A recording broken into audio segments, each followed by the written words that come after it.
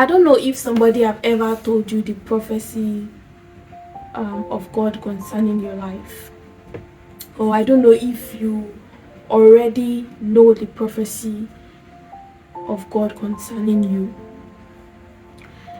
You know, few days back I was wondering, and I'm like, God, this is what you have said concerning me. This is what you have said. You said I would be a solution. You said I would lead. You know, you said I would do this. You said, God, when will all these things start manifesting? When will it be so obvious? When will I start walking in this prophecy? When? And I was asking, I was so anxious, and I was just like, I was bothered that is it that I'm not, already working in your will for your prophecy to be fulfilled in my life. I was just so bothered that when exactly will this prophecy be fulfilled, because I've always known that this is what God has for me. This is the prophecy over my life. I've always known. And last year I now attended one prayer meeting, and it became so clear. It was as if that prophecy was going to start manifesting anytime soon, like the next day or the next week, like it's going to be manifesting anytime soon. And I was like, okay. And I was also eager, expecting and all of that. But like I was not like how far when now how when will it start manifesting? And I was just so bothered. And God made me understand that you don't force the manifestation of God. You don't force the ministry God has for you. You put yourself in the position where the prophecy will come and meet you and then be fulfilled in your life. You don't put yourself outside the will of God. You don't put yourself outside the place the prophecy is meant to meet you. You are to walk in the path of the prophecy. I don't know if you understand. You are to walk in that path that the prophecy will just come and meet you and jam you, and it's just going to be fulfilled. And it opened my eyes to see, remember the prophecy concerning Jesus. I mean, there was a prophecy over Jesus already before he was born. It said, this child will be born, he would save the world, he would die for the sins of men, he will redeem us. There was already prophecy over his life before he was even born. But like, did the prophecy happen 5 years after he was born? No. Did it happen 10 years after he was born? No.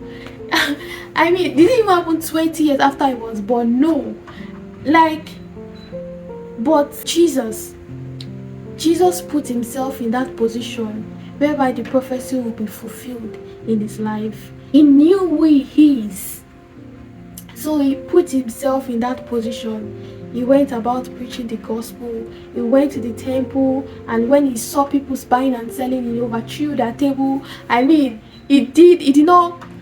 Thinking about it now, what if Jesus had kept himself in the house, or his mother just put him inside the house, and just let him wait for the prophecy? When the prophecy will now come, will now bring him out. What if will the prophecy ever be fulfilled if Jesus has been kept in the house, outside from the eyes of men?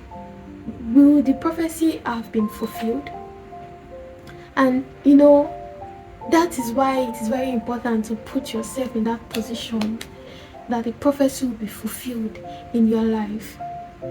I'm not saying that the prophecy concerning your life will be later 10 years or something. It's definitely God's willing. But while you wait for that prophecy, they have told you you'll be a rich woman. While you wait for that prophecy to be fulfilled, you have to put yourself in the position.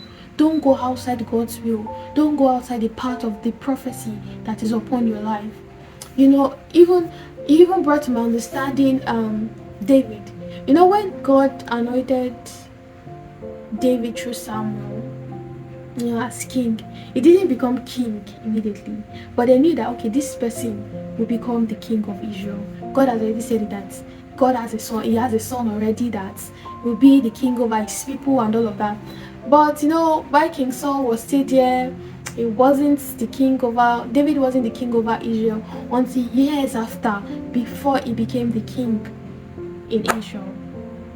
So you don't have to rush the manifestation of God.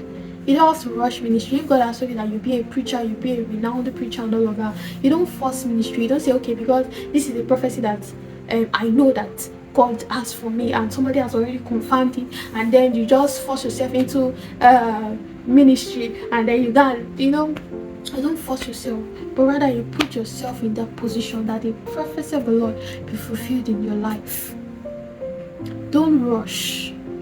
Don't rush. Don't be anxious. Be anxious for nothing. Be anxious for nothing. Just make sure that you're in that position. And when the prophecy comes, you say you are ready to, take hold of that ministry and start.